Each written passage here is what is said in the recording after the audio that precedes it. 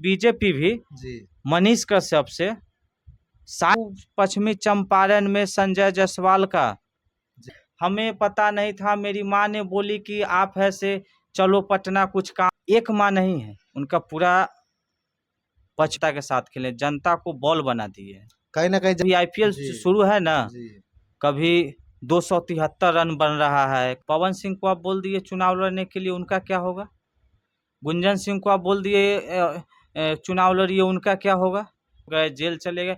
तो कोई भी जब बाहर आता है तो दुश्मन भी आता है मिलने के लिए। 9 महीना क्या वो जेल में रहते? नहीं रहते।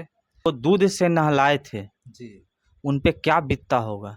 लिए पश्चिमी चंपारण के लिए, बिहार के लिए, खास करके बिहार के लिए नहीं किए हैं। वो बाहर जाते उसके बाद ज्वाइन कर लेते, कोई दिक्कत नहीं था जनता। काम कीजिएगा, आपके प्रति तुरंत है से विरोध कर देगा। फिर आप अच्छा काम कीजिएगा तो खराब चीज को एक सांसद भी नहीं एक विधायक है, एक वो बीजेपी के जो उनको दिल में जगह दे रखा था, जो घर बना रखा था, वो घर से निकाल दिया सब। आज हम लोग कुछ राजनीतिक चर्चा करेंगे रवि जी से। तो रवि जी, मेरा कहने का मतलब हुआ कि बीजेपी में मनीष कश्यप क्यों ज्वाइन किए, क्या कारण हुआ कि निर्दलीय लड़ते लड़ते बीजेपी के गोद में जाके बैठ गए? रही बात बीजेपी में क्यों ज्वाइन किए, तो उनको बीजेपी से टिकट नहीं मिला। उन्होंने बहुत पैरवी लगाया मनोज तिवारी से, पवन सिंह से, लेकिन पवन सिंह को तो टिकट मिला, फिर वो अपना वापस कर दिए। आसनसोल से। हाँ, वो अपना वापस कर दिए, लेकिन इनको नहीं मिला। मनोज तिवारी से पैरवी भी करवाया, लेकिन इनका दाल नहीं गला। नहीं गलने के बाद ये आरजेडी को भी ऑफर दिए, तेजस्वी जी के बारे में बोले कि हम दोनों नवयुवक मिल के काम करते हैं, आइए गले मिलते हैं, टिकट दीजिए। लेकिन ऐसा नहीं हुआ। तब उन्होंने एक ऐसा माहौल क्रिएट किया कि हम निर्दलीय लड़ेंगे, और एक नहीं 3-4 आदमी को हम सपोर्ट भी, जैसे पवन सिंह हो गए, वो खुद हो गए थे, गुंजन सिंह। गुंजन सिंह हो गए थे, और कई कैंडिडेट थे उनको प्रचार में। और आके खुद पवन सिंह से भी मिले थे, वो गुंजन सिंह के भी पास गए थे, बोले थे कि आप लड़िए, हम सपोर्ट करेंगे। और ये माहौल क्रिएट करके पश्चिमी चंपारण में उनको दूध से भी नहलाया गया, क्योंकि उनके ऊपर पूरे पश्चिमी चंपारण का एक एक के घर में सभी को उम्मीद बन चुका था, जो उनको समझते थे, जानते थे। लेकिन चेंज होते रहेगा। देखिए, मनीष कश्यप जहाँ तक थे वो इंजीनियरिंग करके कंपनी में काम भी किए थे कहीं पे।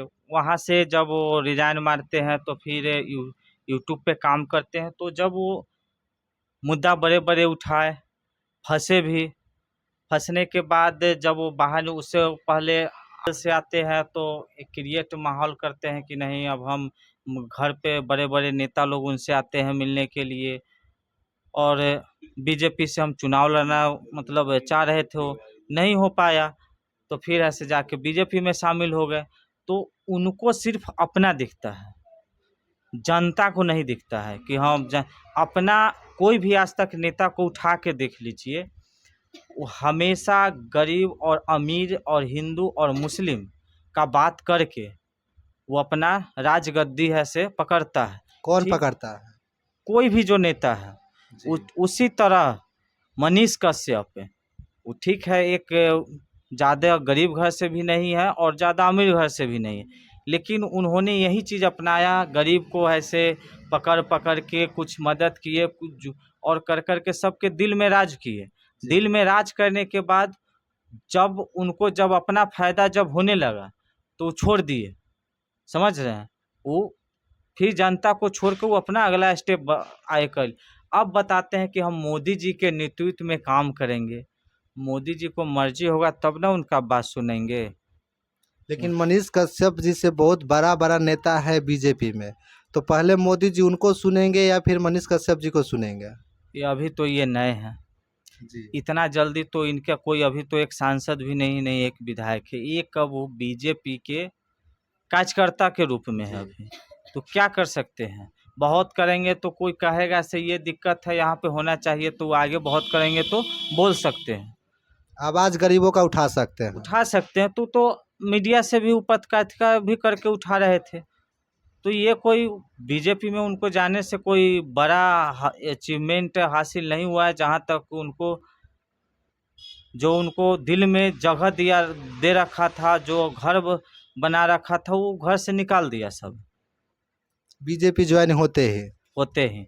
फिर आगे चल के अगर वो अच्छा काम करेंगे तो फिर वही है, क्योंकि जनता ऐसा चीज़ है ना कि जब आप खराब काम कीजिएगा आपके प्रति तुरंत है से विरोध कर देगा। फिर आप अच्छा काम कीजिएगा तो वो खराब चीज़ को भूल के फिर आपके अच्छाई को देख।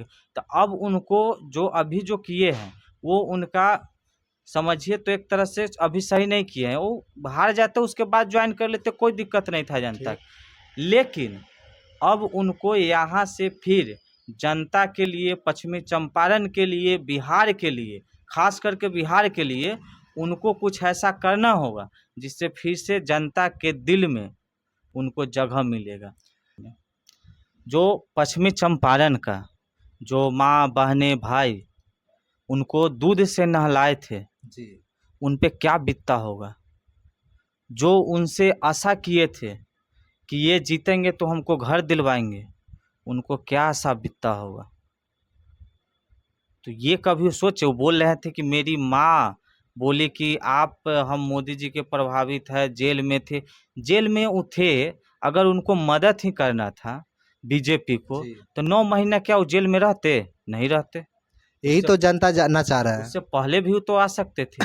निकलने के बाद सभी आदमी, आप हो या कोई हो, जब कुछ ऐसा में फंस जाता है जिससे आपको कष्ट झेलना पड़े या आप बीमार हो गए, जेल चले गए, तो कोई भी जब बाहर आता है तो दुश्मन भी आता है मिलने के लिए, तो उस समय सभी का स्वागत होता है।